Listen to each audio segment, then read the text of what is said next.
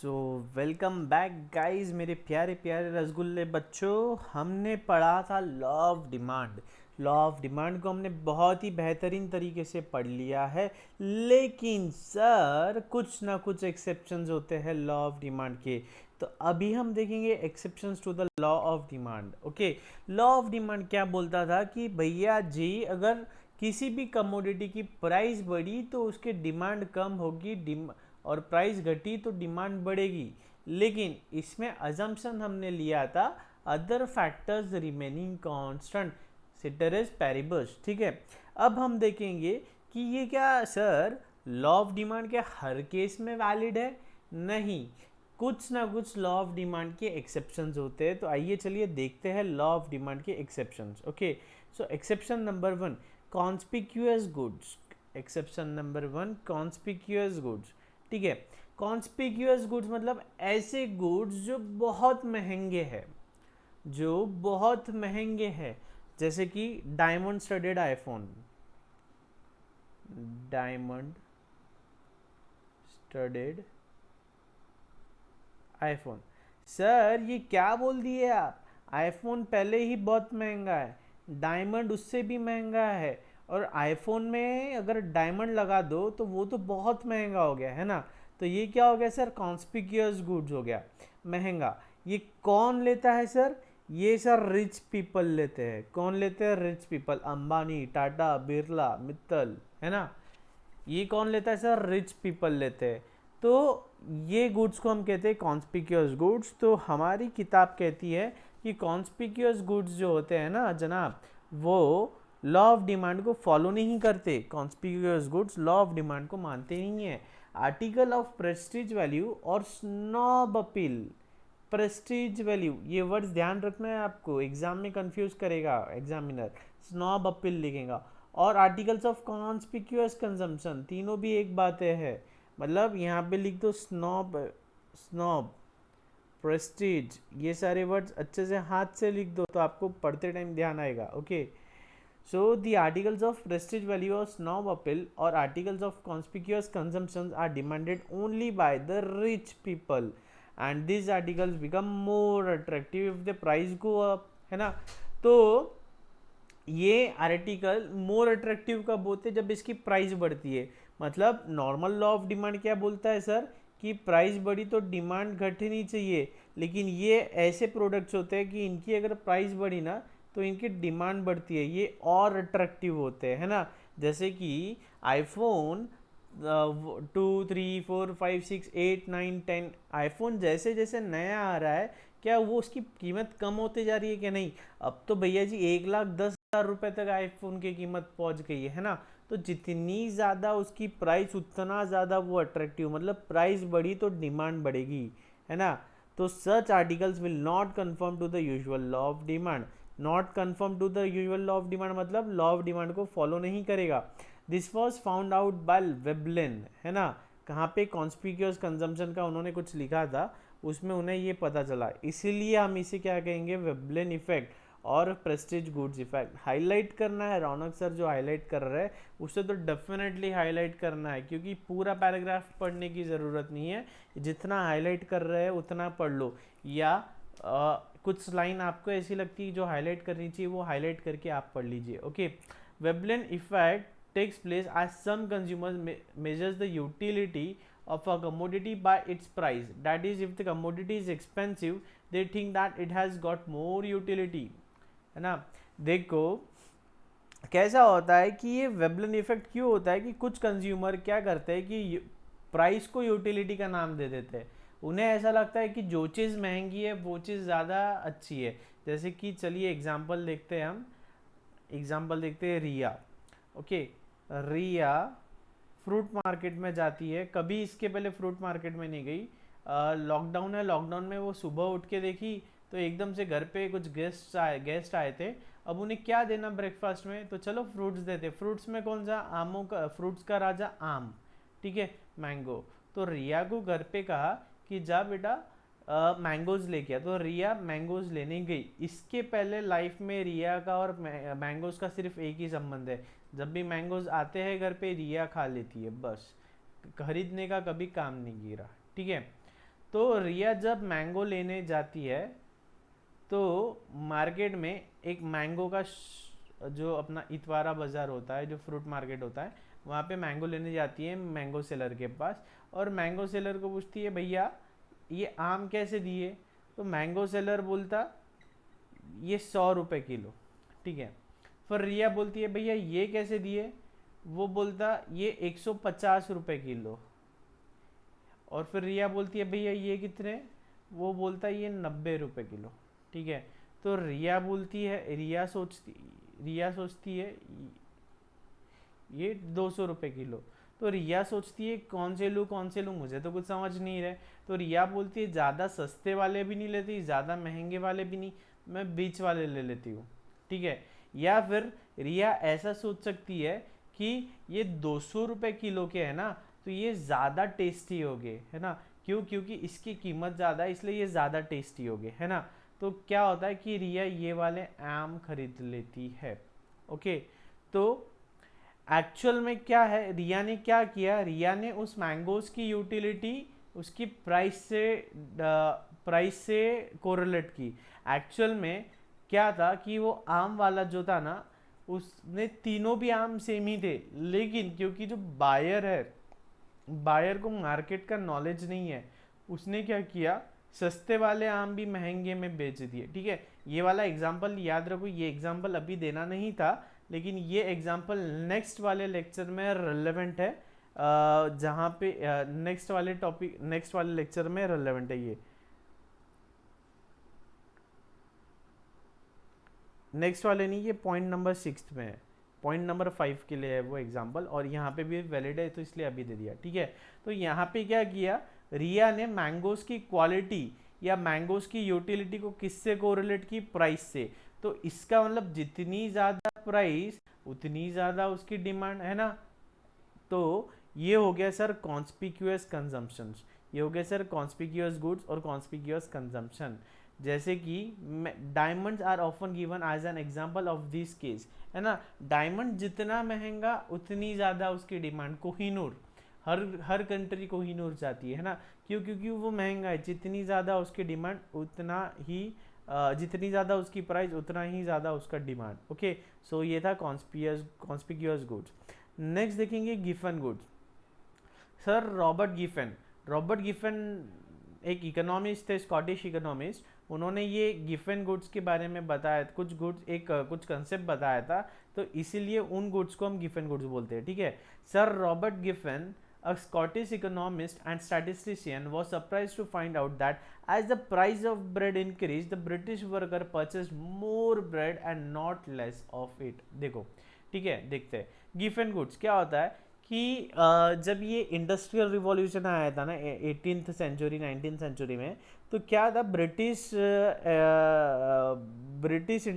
British workers को इन्होंने observe किया। तो क्या था कि जो ब्रेड होती है ना, अपने यहाँ रोटी खाते हैं, वहाँ ब्रेड बटर खाते थे। तो जो ब्रेड है ना, ब्रेड की प्राइस बढ़ी, तो लॉजिकली उसकी डिमांड कम होनी चाहिए थी, लेकिन ब्रेड की प्राइस बढ़ी तो क्या हुआ, उसकी डिमांड और बढ़ी। ठीक है। उसकी डिमांड और बढ़ी, तो क्या सर ये कॉन्स्पिक्यूअस गुड्स है क्या? नहीं, ब्रेड क्या है, सस्ता चीज़ है, महंगी आती है क्या ब्रेड? नहीं। तो फिर ऐसा क्यों हुआ? ब्रेड की प्राइस बढ़ी तो लॉजिकली उसकी डिमांड कम होनी चाहिए थी, और वो कॉन्स्पिक्यूअस गुड्स भी नहीं है, वो प्रेस्टिजियस गुड्स भी नहीं है ना, इसेंशियल गुड है वो। तो उसकी प्राइस बढ़ी तो डिमांड कम होनी थी, लेकिन फिर भी उसकी डिमांड बढ़ी। ऐसा क्यों? ऐसा इसलिए हुआ क्योंकि पहले क्या हुआ करता था, ब्रिटिश जो वर्कर्स है वो क्या करते थे, खाने में नॉर्मली पेट भरने के लिए खाते थे ब्रेड। ठीक है। और थोड़ा बहुत मीट। ठीक है। Occasionally meat. अब लेकिन क्या हुआ कि ब्रेड की प्राइस बढ़ गई, तो क्या इसका मतलब ये है क्या कि वो मीट खाने लगेंगे? ब्रेड की प्राइस है मान लो 10 रुपये, और मीट की प्राइस है 50 रुपये, या और कोई सब्सटीट्यूट है उसकी प्राइस ज़्यादा है, 20 रुपये, 30 रुपये, 50 रुपये। ठीक है। तो पहले क्या करते थे, ये थोड़ा ब्रेड खा लेते थे और फिर बचे हुए पैसों से मीट या दूसरी प्रोडक्ट खा लेते थे। अब ब्रेड का प्राइस 10 से बढ़ के 15 हो गया, तो क्या अब वो ब्रेड का प्राइस बढ़ गया तो क्या उसकी डिमांड कम कर देंगे क्या वो, क्या वो पूरा मीट खाने लगेंगे क्या? नहीं भैया जी, मीट तो पूरा अफोर्डेबल ही नहीं है। तो वो क्या करेंगे कि जो पैसा मीट पे खर्च कर रहे थे ना, वो पैसा भी अब मीट पे खर्च ना करते हुए ब्रेड पे करेंगे। मतलब ब्रेड का ही कंजम्पशन बढ़ जाएगा। मतलब पहले ब्रेड सस्ती थी, सस्ती थी तो वो कम खरीद रहे थे। क्यों? क्योंकि सस्ती थी तो पैसा ज़्यादा सेव हो रहा था, पैसा ज़्यादा सेव हो रहा था तो वो मीट खरीद रहे थे। लेकिन अब क्या हो गया, ब्रेड महंगी हो गई, ब्रेड महंगी हो गई तो उनका पैसा कम सेव हो रहा, कम सेव हो रहा तो कम पैसों में मीट नहीं मिलता है, कम पैसों में ब्रेड ही मिलती है, तो वो उन पैसों से ब्रेड ही खरीद लेते। बात समझ में आई क्या? देखो, इनकम हमारी एक्स है, फिक्स्ड है, ठीक है। तो मान लीजिए इनकम हमारी 1000 है, ठीक है। अब क्या था, पहले हम ब्रेड खरीद रहे थे 800 की या 600 की ब्रेड खरीद रहे थे, 700 की ब्रेड खरीद रहे थे, तो सेविंग हो रही थी 300, तो 300 से हम मीट खरीद ले रहे थे। ओके, लेकिन अब क्या हुआ, हमारी इनकम तो 1000 ही है, लेकिन हमें ये जो 700 की ब्रेड है, 700 की ब्रेड अब मिल रही है 900 में, मतलब प्राइस बढ़ गई है। अब हमारे पास सेविंग बच कितने रहे, सिर्फ 100 रुपीज़। अब ये 100 रुपीज़ में तो मीट मिलेगा नहीं, लेकिन हमें तो अब ये 100 रुपीज़ भी खर्च करना है ना कुछ तो खाना है। तो क्या कर लेंगे, हम ब्रेड ही खरीद लेंगे। क्यों? क्योंकि ब्रेड सस्ती है अभी भी एज कम्पेयर टू मीट। आया बात ध्यान में ये? Okay, this was something against the law of demand. Why did this happen? The reason given for this is that when the price of bread went up, it caused such a large decline in the purchasing power of the poor people. Decline in the purchasing power of the poor people, that they were forced to cut down the consumption of meat and other more expensive foods, है ना। देखो, हमें basic necessity क्या है, पेट भरना चाहिए, है ना। तो महंगी चीज हम कब खाएंगे, मिठाई कब खाएंगे, जब पैसा बचेगा। पुअर पीपल की बात हो रही है यहाँ पे, किसकी? पुअर पीपल, जो फैक्ट्री वर्कर्स थे उनकी। तो इसीलिए वो क्या करते थे, जो महंगे फूड थे उन पे जो खर्चा हो रहा था वो कम करके उन्होंने ब्रेड पे खर्चा बढ़ा दिया। Since bread even when its price was higher than before was still the cheapest food. देखो, मोस्ट इंपॉर्टेंट लाइन है ये, क्या है कि जो ब्रेड है, ब्रेड की प्राइस बढ़ गई, मतलब पहले 10 रुपए थी अभी 15 रुपए हो गई, लेकिन फिर भी जितने भी ऑप्शंस अवेलेबल है मार्केट में, उन सब में सबसे सस्ता ऑप्शन आज भी ब्रेड ही है, ठीक है। इसलिए उसकी डिमांड बढ़ गई, ठीक है, इसलिए उसकी डिमांड बढ़ गई। गिवन गुड्स, इसको करना है इंपॉर्टेंट मार्क, इस पे एमसीक्यू आता है। कॉन्स्पिक्यूअस गुड्स, इसको करना है इंपॉर्टेंट मार्क, इस पे एमसीक्यूज आता है। Okay, such goods which exhibits direct price demand relationships are called given goods. Generally those goods which are inferior with no close substitute easily available and which occupy a substantial place in the consumer's budget are called given goods। ठीक है, ये definition याद कर लेनी है, मतलब पढ़ लेनी है। all given goods are inferior but all inferior goods are not given goods। ध्यान में रखना है, इंपॉर्टेंट है ये पूरा गिफन गुड्स ही इंपॉर्टेंट है। ये क्या बोलते हैं कि जितने भी गिफन गुड्स है वो सारे इंफीरियर गुड्स है, लेकिन सारे इंफीरियर गुड्स गिफन गुड्स नहीं है, ठीक है। Inferior goods ought to have a close substitute. Moreover, the concept of inferior good is related to income of the consumer. That is, the quantity demanded of an inferior goods fall as income rises। ये हमने कल देखा था, है ना, कि भैया जी हम अभी तक बाजरा खा रहे थे, है ना, देखते हैं, उसका ग्राफ ही बनाया था ना हमने एक। हम क्या कर रहे थे, बाजरा खा रही थी, कहाँ गया,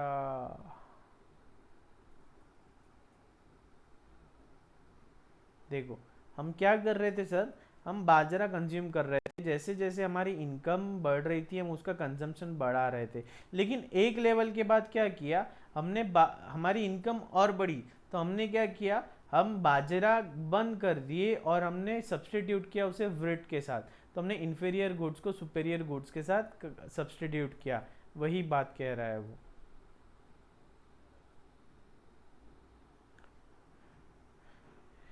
That is, the quantity demanded of an inferior goods fall as income rises, price remaining constant as against the concept of given goods, which is related to the price of the product itself. Example of given goods are coarse grain like bajra, low quality rice and wheat, etc. ठीक है, पढ़ना है आपको, कोई doubts हो तो आपको आज ही व्हाट्सएप करना है ये। ओके। और एक चैनल है अपना टेलीग्राम का, CA रौनक अग्रवाल। इस चैनल को आप सब्सक्राइब कर लीजिए, क्योंकि इस चैनल पे ही मैं MCQs के या टेस्ट पेपर के या कुछ अच्छे अच्छे नोट्स इसी चैनल पे शेयर करने वाला हूँ। The demand for certain goods is affected by the demonstration effect of the consumption pattern of a social group to which an individual belongs. These goods, due to their constant usage, become necessities of life. For example, in spite of the fact that the prices of television sets, refrigerators, coolers, cooking gas, etc.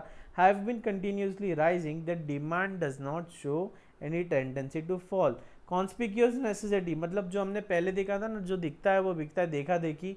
हमें पता है कि electronic goods की price बढ़ रही है या vehicle की प्राइस बढ़ रही है, लेकिन फिर भी जैसे कि मान लीजिए एक्टिवा जब लॉन्च हुई थी 42, 43, 45, 50, 48,000 में मिल जाती थी, लेकिन आज एक्टिवा कितने की मिल रही है? 90,000 की।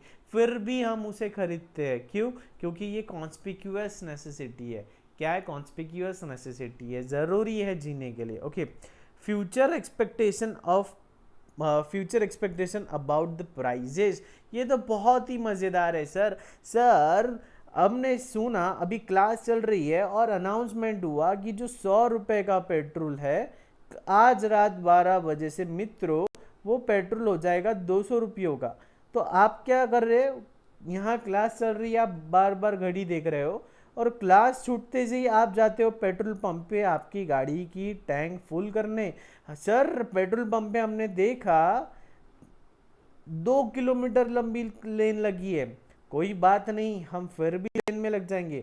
हम क्या करेंगे? पेट्रोल तो भरा कर ही मानेंगे। क्यों? क्योंकि उसकी प्राइस बढ़ने वाली है, उसकी प्राइस बढ़ने वाली है, बढ़ने वाली है, बढ़ने वाली है। बढ़ी है क्या? नहीं। तो हमें फ्यूचर एक्सपेक्टेशन है। क्या है? फ्यूचर एक्सपेक्टेशन है कि प्राइस बढ़ने वाली है। इवन दो प्राइस बढ़ी नहीं है, देखो प्राइस बढ़ी तो क्या होता है? डिमांड कम होती है। लेकिन ये क्या हो रहा है? फ्यूचर एक्सपेक्टेशन, प्राइस बढ़ने वाली है तो क्या हो गया? आज के दिन उसकी डिमांड बढ़ गई है ना। प्राइस बढ़ने वाली है, ये सुनते से ही, फ्यूचर एक्सपेक्टेशन होते से ही क्या हो गया? उसकी डिमांड बढ़ गई। हमने पढ़ा प्राइस बढ़ी तो डिमांड कम होनी चाहिए, लेकिन यहाँ क्या हो रहा है? डिमांड बढ़ रही है। तो ये क्या है? Future expectations about the prices. और इसके रिवर्स भी हो सकता है कि भैया जी कोई चीज़ की हमें, जैसे कि मान लीजिए कि अपना बिजनेस है, ट्रेडिंग बिजनेस है, अपन सोयाबीन में ट्रेड करते हैं। ओके। अब सोयाबीन अपन ने लिया था 500 के रेट से, या समझ लो 500 के रेट से अपन ने सोयाबीन लिया था, लेकिन अब मार्केट में न्यूज़ है कि सोयाबीन का रेट 400 होने वाला है ना, 400 होने वाला है। तो हम क्या करेंगे? हम सेल कर देंगे, हम सेल कर देंगे। या सोयाबीन का प्राइस कम होने वाला है, अलग एग्जांपल लेते हैं। या मान लीजिए सीधी बात करते हैं कि आपको लेना है आईफोन, या अभी क्या आया, OnePlus 9 आया है, ठीक है। आपको लेनी है OnePlus 9 की प्राइस एग्जैक्टली मुझे पता नहीं, मैं कहता हूँ 50,000, ठीक है। 50,000 में आप OnePlus 9 लेने ही वाले थे, उतने में आपके एक फ्रेंड ने बोला यार OnePlus 9 की तो प्राइस स्लैश होने वाले, वो होने वाला है 40,000 का, वो 40,000 का होने वाला है। मतलब प्राइस कम होने वाली है। प्राइस कम होने वाली है तो डिमांड बढ़नी चाहिए थी, लेकिन डिमांड कम हो गई। क्यों? क्योंकि आप अभी लेने वाले थे। हमने लॉ ऑफ डिमांड में देखा था, ये जो हम लॉ ऑफ डिमांड देखते हैं at a particular given point of time, अभी हमें क्या लग रहा है कि इसकी प्राइस कम होने वाली है, तो हम जो OnePlus आज खरीदने वाले थे, हमने क्या कर दिया? डिले कर दिया। हमने क्या कर दिया? डिले कर दिया। इसका मतलब उसकी डिमांड आज के लिए तो कम हो गई। प्राइस कम हो रही है तो उसकी डिमांड कम हो रही है आज के लिए, at a given particular point of time. तो फ्यूचर एक्सपेक्टेशंस अबाउट प्राइजेस, इस ये भी लॉ ऑफ डिमांड को फॉलो नहीं करता है। The law has been derived assuming consumers to be rational and knowledgeable about the market, है ना। जो लॉ ऑफ डिमांड है ना, वो क्या अज्यूम करके बनाया गया है कि सारे जितने भी कस्टमर्स है, कंज्यूमर्स है, वो रैशनल है, उन्हें मार्केट का पूरा नॉलेज है। लेकिन जबकि ऐसा है क्या? नहीं। हमने अभी देखा कि रिया ने 100 रुपये के आम 200 रुपये में लेके आई, है ना। तो ये क्या है, exceptions to the law of demand. Next, demand for necessaries. The law of demand does not apply much in the case of necessaries of life. is irrespective of price changes, people have to consume the minimum quantities of necessary commodities. ठीक है. अब भैया जी अभी नमक मिलता है 10 rupees के जी, है ना, नमक मिलता है 10 रुपीज़ के जी. अब अगर उस सॉल्ट की प्राइस 10 से बढ़ के 20 हो गई, सॉल्ट की प्राइस 10 से बढ़ के 20 हो गई, मतलब एकदम डबल हो गई, एकदम डबल हो गई, तो क्या आप नमक खाना छोड़ दोगे क्या? आप नमक खाना छोड़ दोगे क्या? प्राइस सर एकदम डबल हो गई तो डिमांड आधी तो होनी चाहिए, लेकिन ऐसा होता है क्या? नहीं सर, ये तो नेसेसरी है, नमक तो खानी ही है, नमक तो खाना ही है ना. या कभी ऐसा होता है क्या कि नमक की प्राइस 10 है, 10 से प्राइस कम होके फिर से 2 रुपये हो गई. दादाजी के ज़माने, दादाजी नहीं, इनफैक्ट आज से 10 साल पहले भी नमक का प्राइस 2 रुपये 3 रुपया ही था, तो नमक के पैकेट्स 2 रुपये किलो मिलने लग गए. तो क्या ऐसा है क्या, मम्मी मम्मी मम्मी नमक की प्राइस 10 से कम हो गई, 80% का प्राइस स्लैश हुआ है, तो क्या करते हैं अपन, सब जगह नमक, चाय में भी नमक, दूध में भी नमक. ऐसा होता है क्या? नहीं. ये क्या है, नेसेसिटी है, जो जहाँ जितनी लगनी है उतनी ही लगेगी. इसकी प्राइस कम हो गई तो ज़रूरी नहीं इसकी डिमांड बढ़ेगी, या प्राइस बढ़ गई तो डिमांड कम होगी, ऐसा नहीं होता.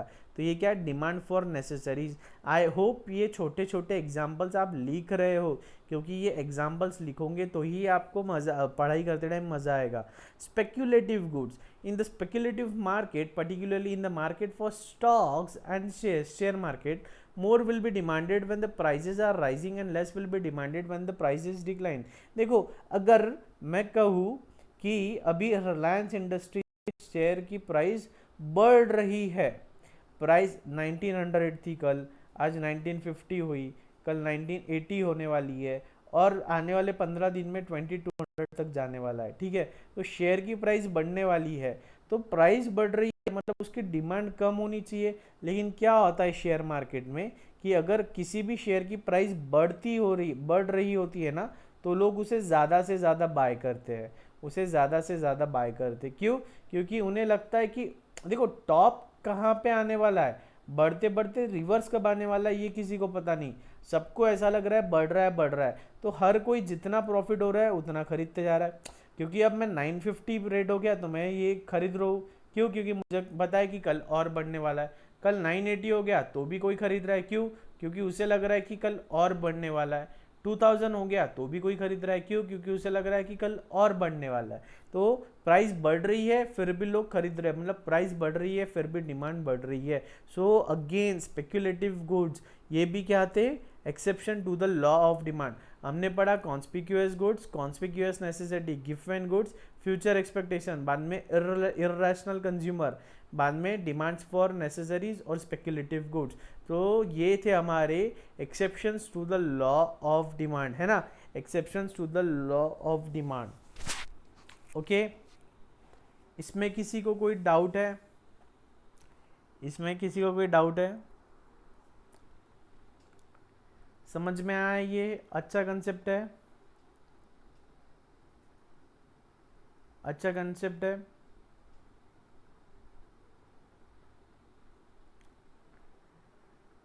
अच्छा, आप जरा ये बताना, all given goods are inferior goods, true और फॉल्स? कमेंट सेक्शन में कमेंट करो. जिसके जिसके कमेंट्स आएंगे उन्हें ही आगे के लेक्चर्स दूंगा, मिलने वाले हैं. कमेंट करो, all given goods are inferior goods, true और फॉल्स. ओके,